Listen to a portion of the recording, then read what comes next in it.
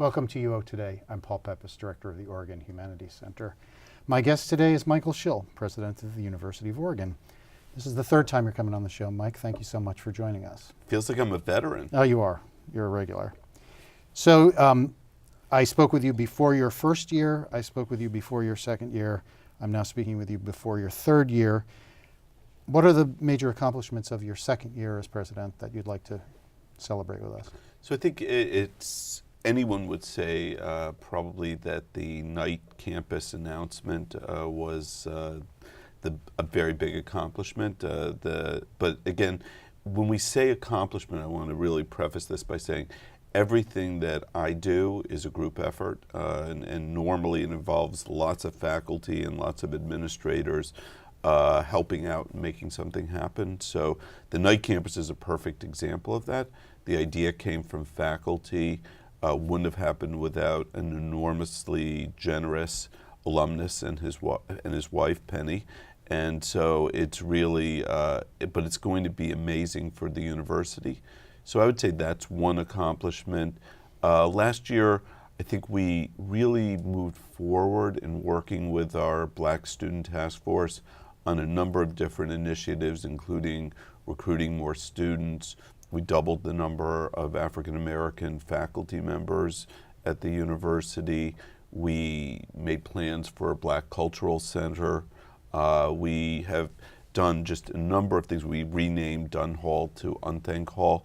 So we really made wonderful progress.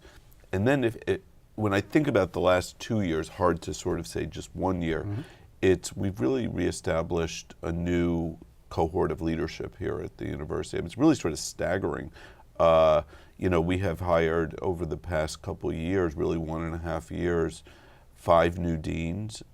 We've hired 3 new vice presidents, a great provost, and this year we're going to be hiring 4 new deans. So pretty soon, Randy Camphouse is going to be our senior dean, and he's pretty new. This is his third year, fourth year? Yes, this year is his 4th year. So really we have a new leadership group, and they are terrific, and very importantly, they're hungry, and they're excited about moving forward and moving the university forward. So I think that's been a wonderful accomplishment. And again, not my accomplishment, our accomplishment. So I'm going to back you up and unpack some Sure. of these accomplishments. So let's talk first about the Knight campus for accelerating scientific impact. Why is that such an important accomplishment? Why is the presence of that campus such an important thing for the future of the university? So it's incredibly important, partly because our faculty we have really great faculty in the basic sciences, but something's missing here, and they feel something missing, which is the opportunity to move forward with their scientific discoveries to have an impact on the world. And obviously one impact that we have, which all of us have here at the university who are scholars, is we write things and we move knowledge forward, and that's incredibly important. But many folks, particularly in the sciences, want to see the work that they're doing become used in cures and new types of materials and helping the environment. And we didn't have that capacity for historical reasons. And so we were missing an engineering school, missing a medical school, so we didn't have applied sciences.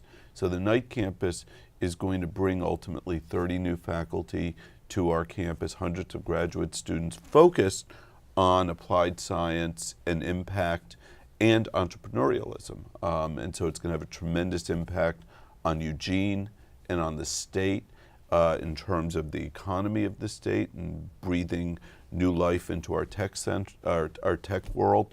And so it's just really exciting on every dynamic. Can you give us a little update on two aspects of it, construction and the search for a director? Right, so we have a search committee right now that's been impaneled. Patrick Phillips, who is the interim director of the Knight campus, is chairing that. And Patrick, I have to say, is a dream. I mean, he can do everything. He can walk, talk, chew gum, and be on a unicycle. I mean, he's just tremendous. And so we have a number of candidates who are expressed interest, and we want to get it exactly right. We want to have someone who is a wonderful academic, who can fit within the culture of the University of Oregon, but not too comfortably. Because part of what the night campus is all about is changing how we do business at the university, really showing that we can make sure that what we want to have happen gets executed. And that relates to the building. So the building is going at breakneck speed. I've seen drawings of it. We're going to have final drawings in the not too distant future. I've done an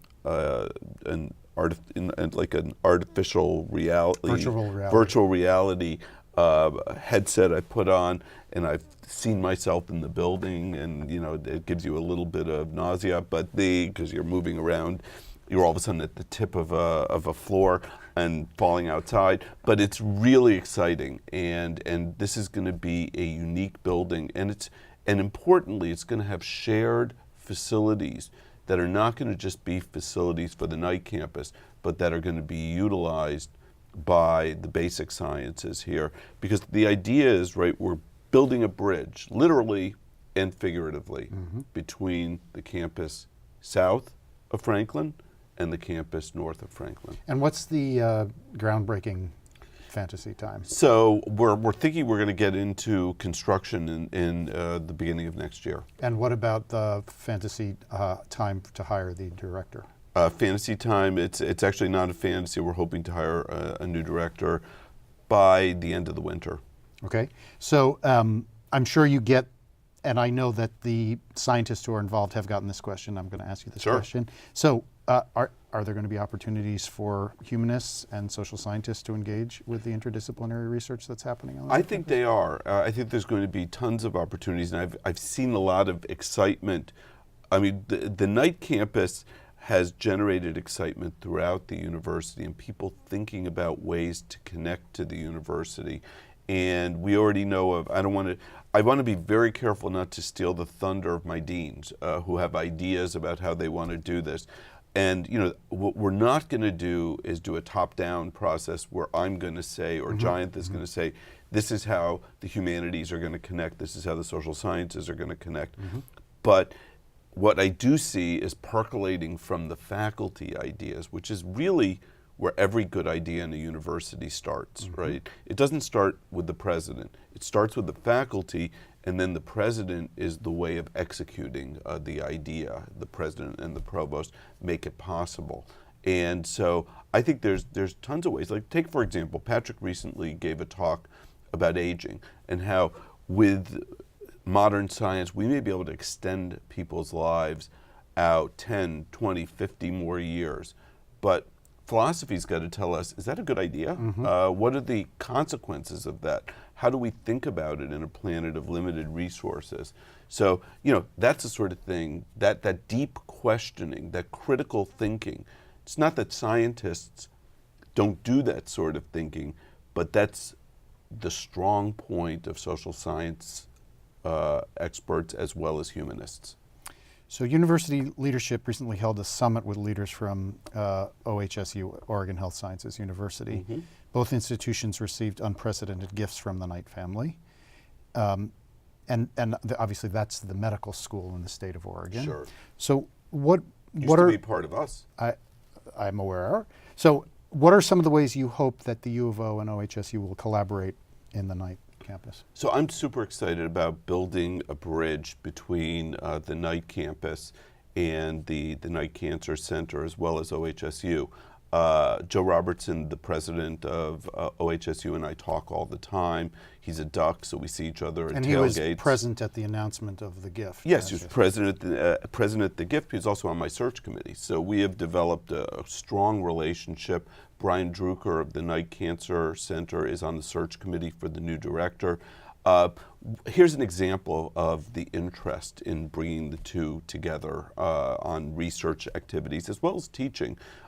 Patrick scheduled a meeting of some of the researchers in both places to talk about possible collaboration. I think we thought we'd have about 15, 20 people. There were 80 people. We had to say no to people because one of the things, the OHSU is not a complete university and we don't have a medical school. So there's this wonderful fitting of the puzzle, that the pieces are fitting together.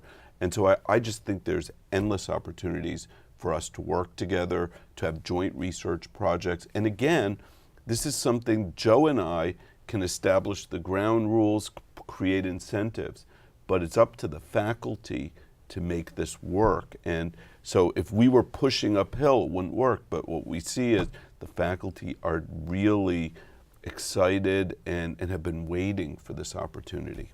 So let's talk a little bit about these recent administrative hires. Sure. So talk about the major hires that you did that were succeeded last year, and then tell us about who's yet to come. Sure. So this past year, we hired Sarah Nutter from George Mason as the Dean of the Business School and Marcelin Burke as the Dean of the Law School. And they're just terrific, and they're excited. They're moving. Marcelin just began in July, so she's sort of learning, which butte is which, but her faculty love her, and I'm very excited about the future direction for the law school. Sarah's been on since January, and she's been meeting alumni, trying to link up Portland with Eugene in terms of the business school, and inspiring her faculty to move forward. So those two were fabulous hires, as were the other three deans: Juan Carlos Mileda at the School of Journalism and Communication, and Christoph Linder at the School of Design. The College of Design. College of Design. Okay, get that mixed up. But it's design. It's not triple A anymore. And then Andrew Marcus, who was the interim dean and now the dean of CAS, which of course is about 70% of the university. So it's like he's dean, but he's almost like president of another university. So and so they're all moving forward. Andrew is very, very excited about Tykson, which is the new building for career services and advising, which is going to go right next to my office. Very excited about watching it go up and listening to it go up. And the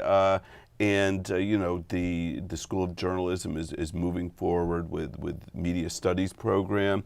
And Christoph is doing a number of different things in the design school, including building PPM and doing some wonderful things in Portland. So it's really an exciting time. We've brought in a lot of people to the university who have strong ideas and are great at mobilizing people to move forward. So you didn't tell us about the new provost, Jayanth Benavar. Tell us about How that. could I have left off Jayanth? Okay, I always do that because we spend so much time together. He doesn't feel new anymore. So Jayanth is amazing. I think he is charming people right and left, and he has wonderful academic values. He and I see things exactly the same. Our styles are somewhat different. He was the unanimous pick of a search committee that was chaired by Jerry Richmond, and it was the most amazing search committee. Everybody coalesced. I think you might have even been involved. I was on that committee. And it was just, I don't know if you've ever had that experience I never before. And so, Jayanth is, one of the things I love about Jayanth is he, on his, without even hearing me, he's latched on to this theme of excellence and this theme of we want the university to be better and better and better, while appreciating the fact that we have great faculty that are here now. But that any great university, in order to be great, needs to get better and better and better. And he's going to be very strong in terms of holding the various deans accountable. He's going to be running the institutional hiring plan. And, within a week of him getting here, he was already recruiting faculty. So just what we need. So who are the deans that are yet to be hired? So we have four, and four new deans that we're hiring: undergraduate studies, graduate studies, School of Music and Dance, and we've got one more. Honors College. The Honors College. So that one just came open. And so We're going to do searches for all of those, and they're all important parts of the university. And with that, we will have, pretty much a new team, Pretty much. and it's exciting. Is there a bit? Do you sense a bit of whiplash? I've been having whiplash for the past 4 or 5 years. So you mentioned in Hopefully passing, not more of that whiplash. I hope not. Because you realize I've already my tenure as president has already exceeded the average tenure of presidents of the University of Oregon. Yes, and let's make it go longer. Thank you. You mentioned just in passing that Giant is going to oversee the institutional hiring plan. Yes. What is the institutional hiring plan? So the institutional hiring plan is a major change that we made last year, and this was driven by Scott Coltrane. And the idea was, what we saw in the various schools was, partly because we now have a CBA, and faculty salaries are out of the control of the deans, which they normally that's where the faculty salaries are determined. Plus the desire to be able to move the university towards certain strategic objectives, we needed more centralized coordination and some level of control over where faculty were being hired. And because it wasn't fair to the various schools to say, okay, you've got your faculty, we negotiate centrally an increase with the union and you got to pay for it. So what we did is we said to the various deans in the various schools, look, we will pay for all tenure-track faculty. But at the same time, it means that each school doesn't own the faculty. And instead, when someone retires, as you know in academics, typically what we do is we replace that person with exactly a younger version of that person. And that's not where academics is heading. What we need to do is be thinking out into the future. We have to be thinking, where do the students want to take courses? What are the interesting research ideas that are interdisciplinary? And so what now we have is every year the deans consult with their faculties and propose a set of faculty searches. Then what happens is they submit that to Giant. Giant discusses that, because obviously there will be more requests than there are slots available. He discusses that with them. He also discusses those ideas with a faculty committee, which includes some of our very best and brightest faculty, and then presents a ranked order list, talks with the deans about it, and that becomes the faculty hiring plan. And this is our first year with it. We have, I believe, 62 searches that we've approved throughout the entire university. I think about 30% are in the humanities and social sciences. About another 30% are in the natural sciences. And then every unit on campus has at least 1 or 2 searches that are ongoing. And my hope is it's going to lead to interdisciplinarity, because instead of someone saying, well, if you want someone in my unit to teach in your unit in a different college, you have to pay me. Mm-hmm. No. The university's paying the person. If a faculty member wants to teach in more than one unit and we can do it, then we should be able to do that. Mm-hmm, mm-hmm.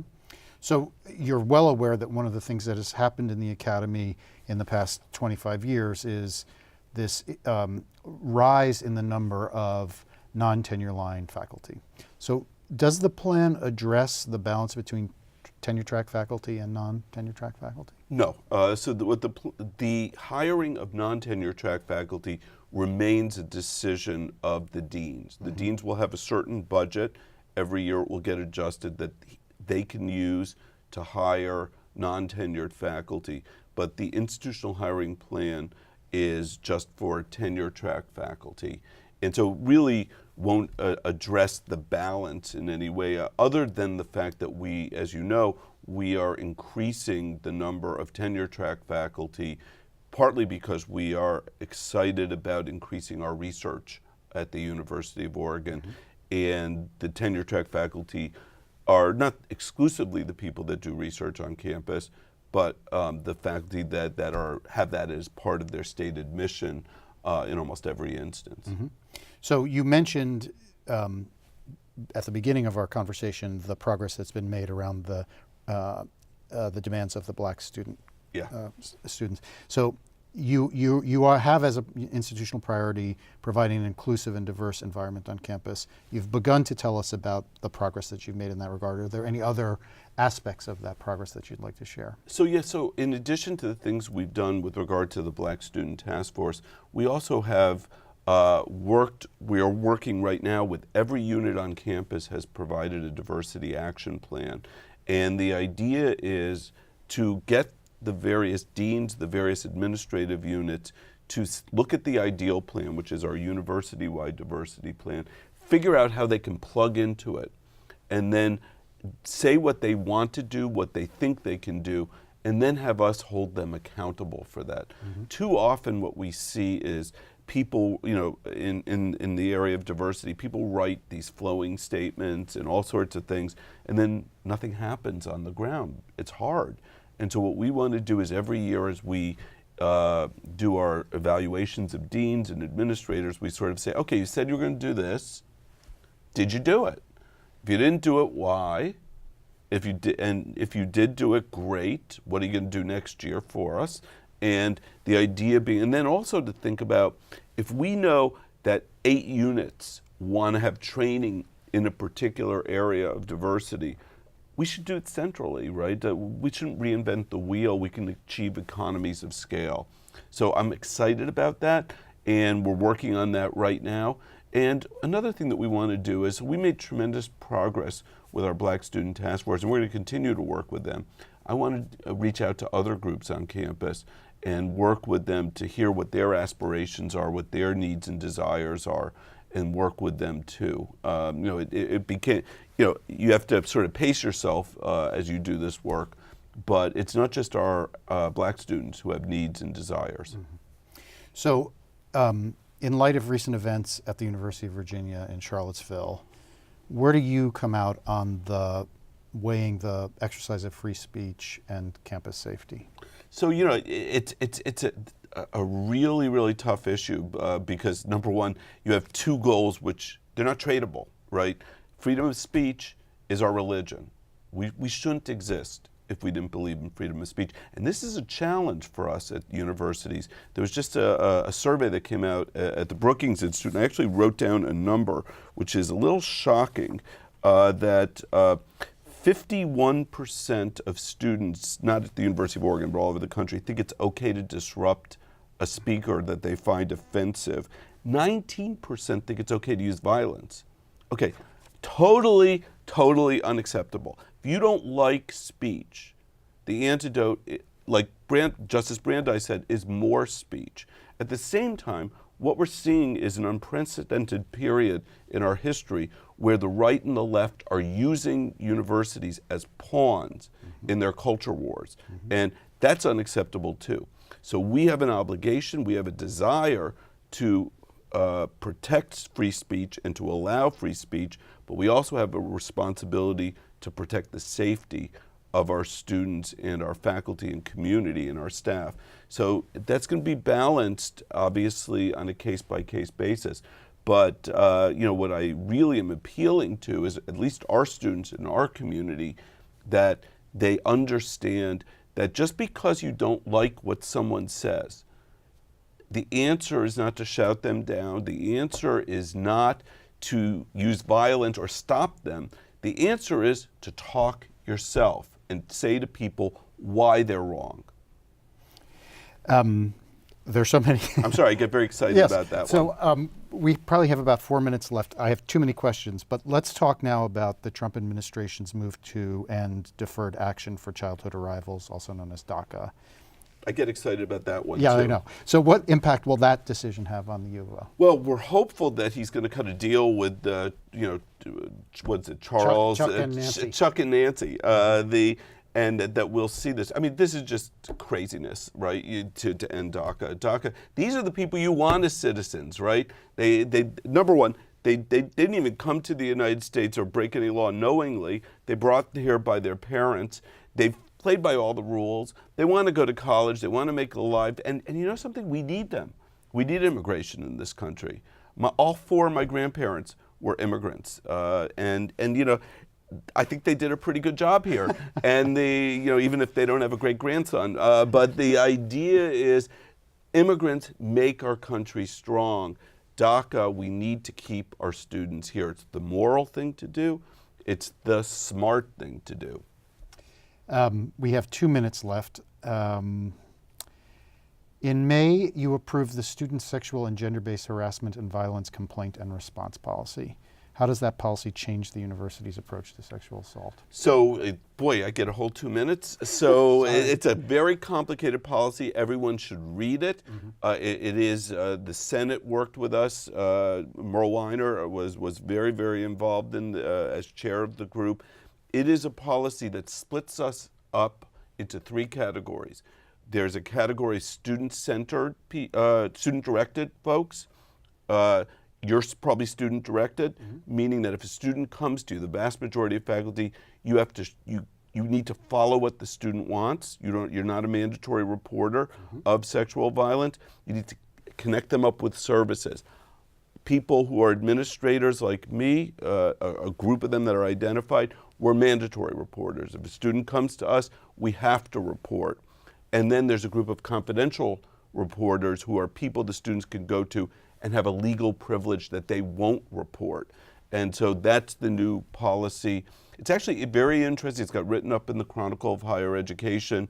And, you know, it is something that we want to see how it works because our main goal at the university is to minimize sexual violence and to provide the services and the support to the students who have experienced sexual violence and want help, but not to force them into a particular direction. Good. So we've got 1 minute left. My last question. Sure. You're a reader, a voracious reader. I've met you at Powell's just by chance. You've read anything recently you'd like to recommend to our so viewers? there's a book that made my top 4 list. I had a 4 list of books, and a book called Evicted. So my area of scholarship is housing.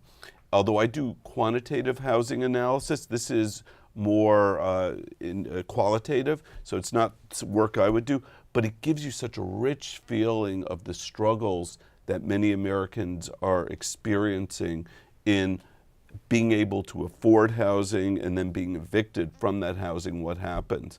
And last night I took another look at the book, and I saw that I even agree with the policy recommendations, which in my list I indicated I might not. So all the better. Okay. Guy's a genius. Guy's a genius. Can you remember his name? Desmond. Okay. Matthew Desmond. Matthew Desmond, Evicted. Mike Schill, thanks so much for taking the time out of your very busy schedule to speak Paul. with us again. We'll look forward to next year. Thank you. I will too.